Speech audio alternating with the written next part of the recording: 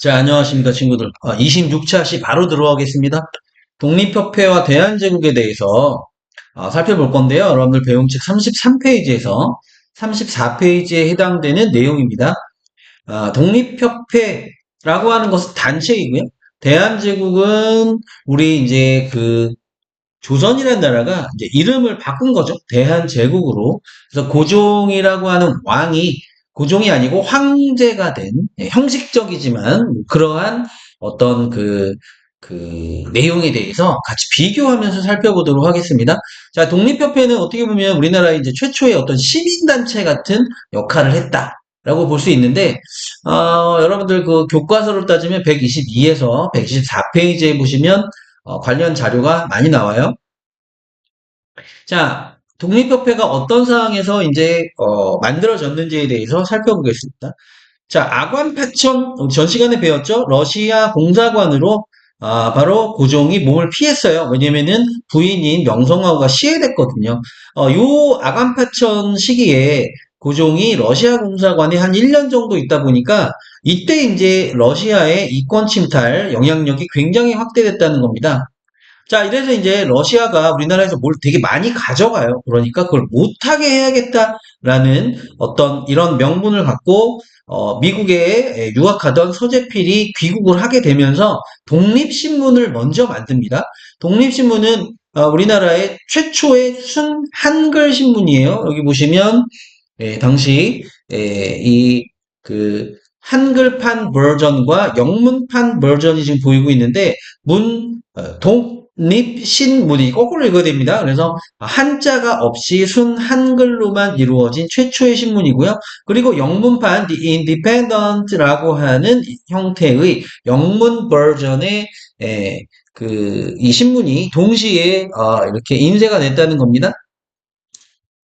자, 독립신문을 창간을 할 때까지만 해도 이제 이 서재필이 정부의 지원을 받아가면서 약간 이제 어떤 정부의 사업을 알린다든지 홍보를 한다든지 어떤 이러한 어떤 그 활동들을 많이 했고요.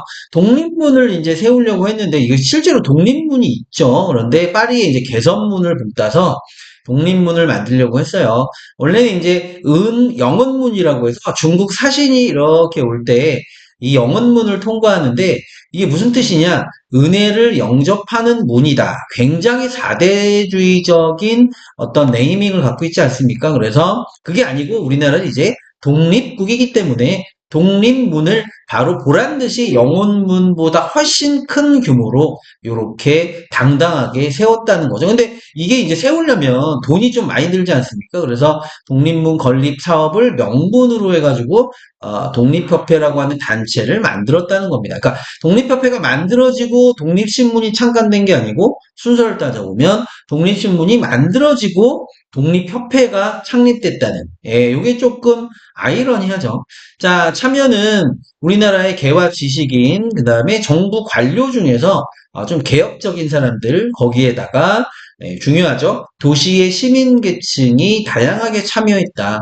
그래서 우리나라 최초의 독립협회는 어쩌면 시민단체다라고 볼 수 있다는 겁니다. 자, 활동 내용이 되게 다양하게 나와 있는데요. 줄여볼까요?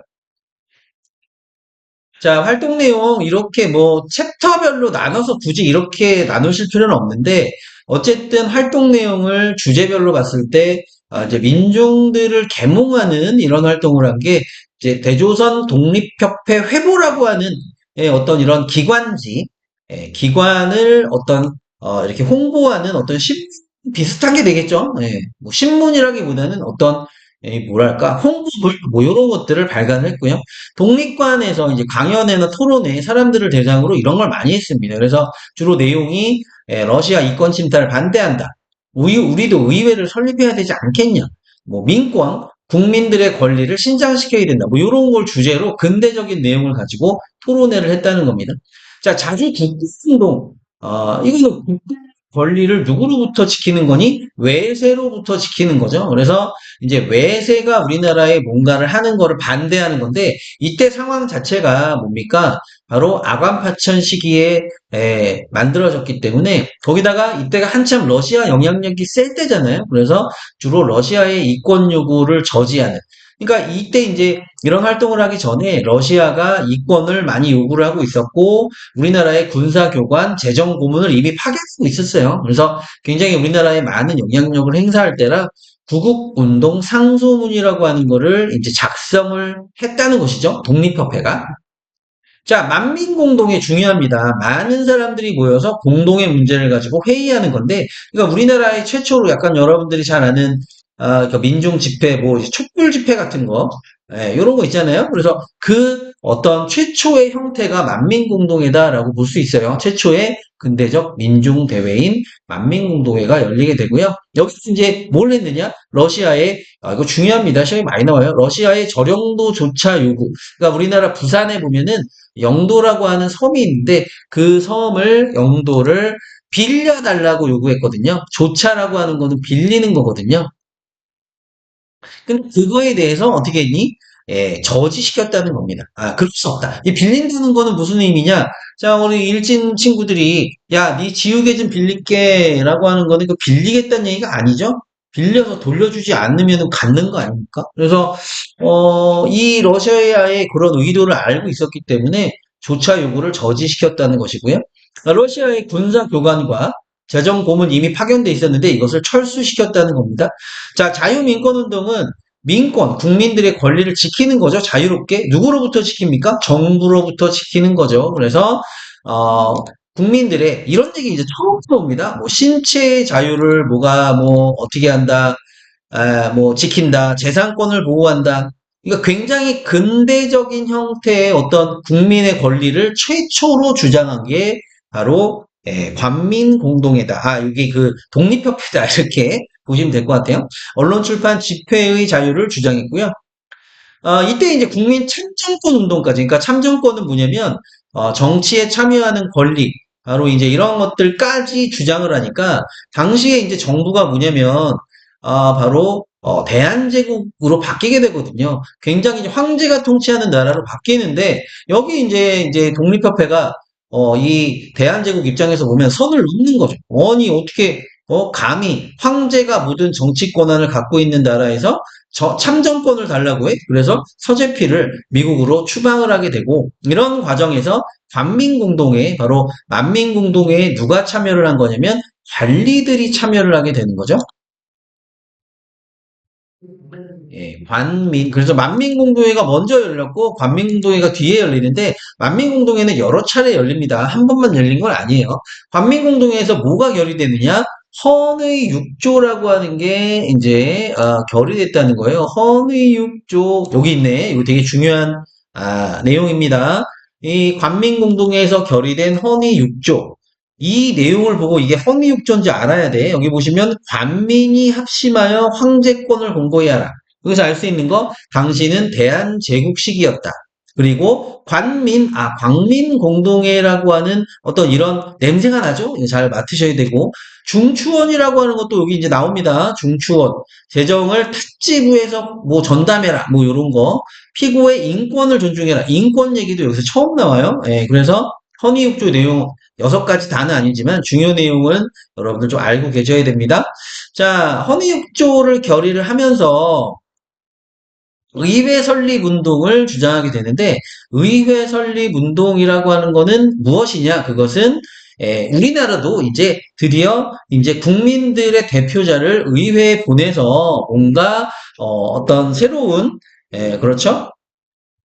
국민들이 정치에 참여할 수 있는 이런 환경을 만들자는 건데 당시에 이제 좀 진보적인 박정향이라고 하는 사람이 이끄는 내각에서 중추원 관제를 발표하게 돼요. 그러니까 중추원이라고 하는 기구는 원래 있었던 기구입니다. 자문기관이에요. 자문이라고 하는 게 뭐니? 그러니까 어떤 정책을 시행해도 될까 애매할 때 이걸 해도 될까요? 라고 한번 물어보는 이게 자문이거든요. 네. 근데 이제 이 중추원을 의회처럼 재활용해서 운영했다는 겁니다. 그래서 정부에서 추천하는 이제 이 의원은 이제 국회의원이 되겠죠. 25명의 이 민선, 그러니까 민선이라고 하는 건 원래 국민들이 선출을 해야 되는데 그 단계까지 우리가 못 갔기 때문에 대신 독립협회가 추천한 의원 25명으로 해서 총 50명이 국회의원처럼 활동을 하고자 계획을 한 거예요. 그런데 요 단계까지 갈 뻔했지만 결국은 대한제국이 탄압을 하면서 실패하게 됐다. 뭐 이런 내용입니다. 자, 해상 과정 볼까요? 보수파가 독립협회 너무 선을 넘는데, 그렇게 생각하면서 이제 모함을 하는 거죠. 원래 독립협회는 입헌군주제를 지향했어요.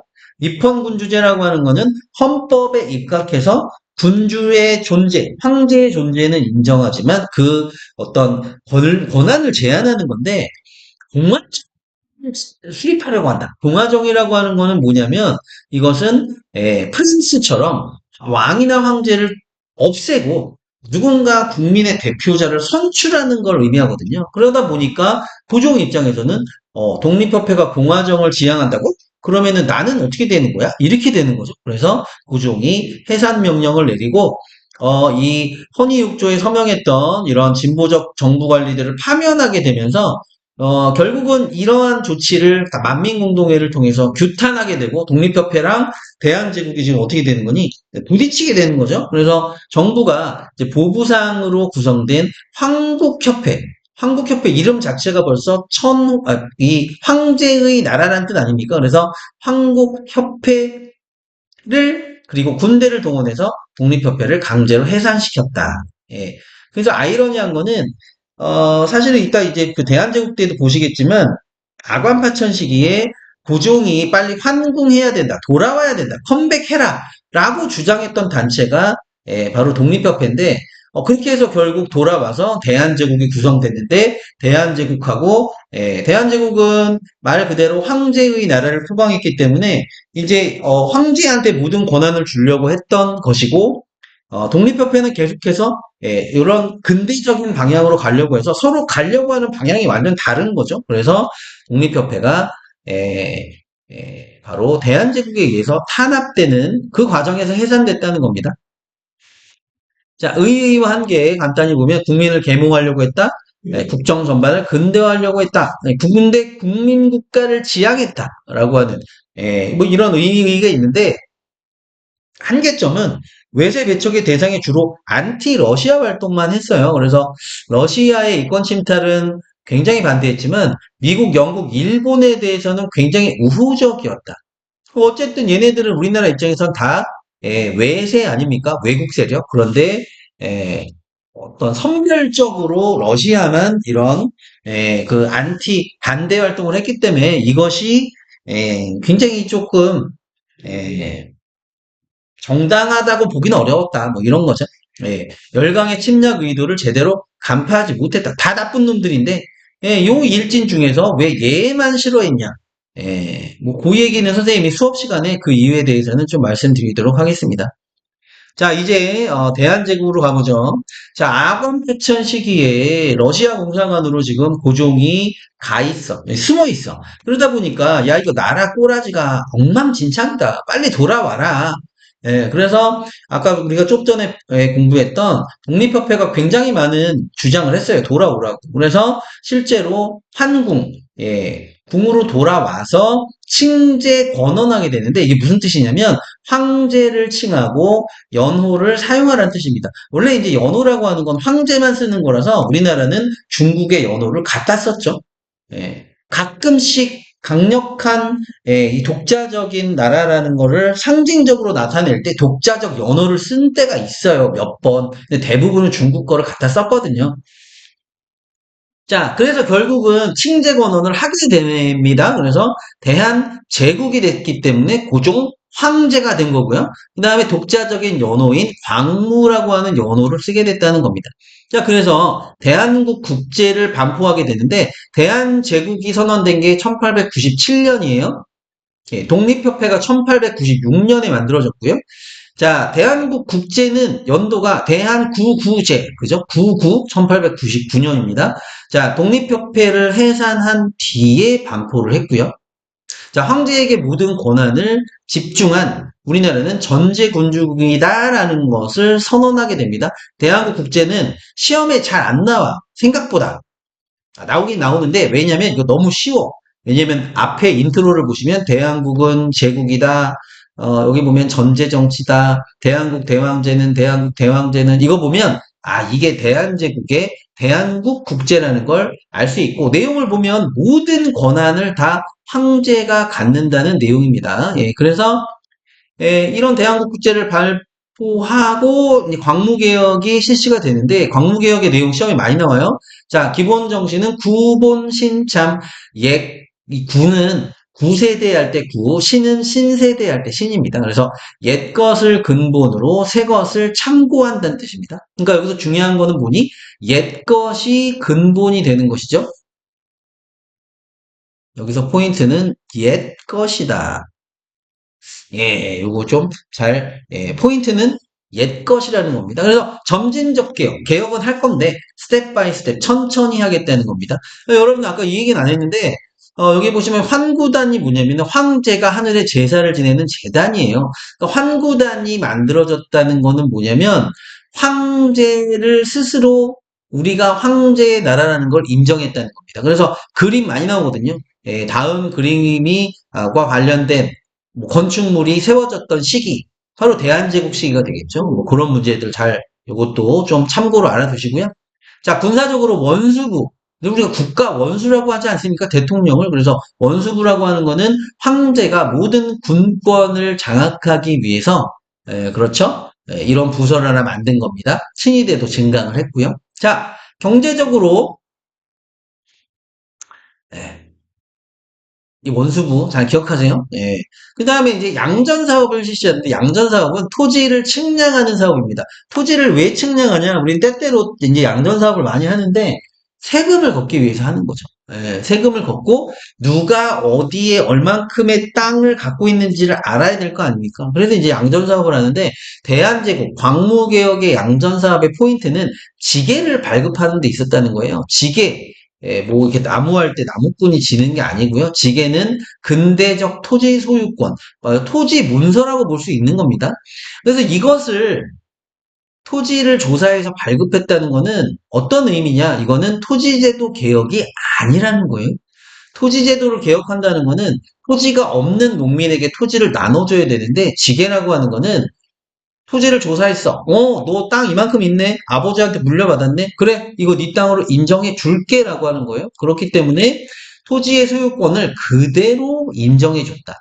다시 말하면 토지가 없는 농민들은 그래, 너 땅 없네. 네가 땅 없는 거 내가 그냥 인정할게. 그러니까 이게 변화되는 게 없다는 거죠. 근데 이 개혁은 누구를 중심으로 한 개혁이냐? 결국은 지주를 중심으로 한 개혁이었다는 겁니다. 토지제도 개혁이 아니었다는 거죠. 요거를 잘 알아두셔야 됩니다. 자, 경제적으로 삼공업이 진행되면서 근대적 공장과 회사도 이때 많이 세워지게 되고요. 외국의 유학생, 실업학교, 기술학교, 특히 이제 상공업을 발전시키기 위해서는 그렇죠. 예, 특성화고죠. 지금으로 따지면 실업계고 기술학교가 필요한 거 아닙니까? 뭐 이랬다는 거, 요런 것들.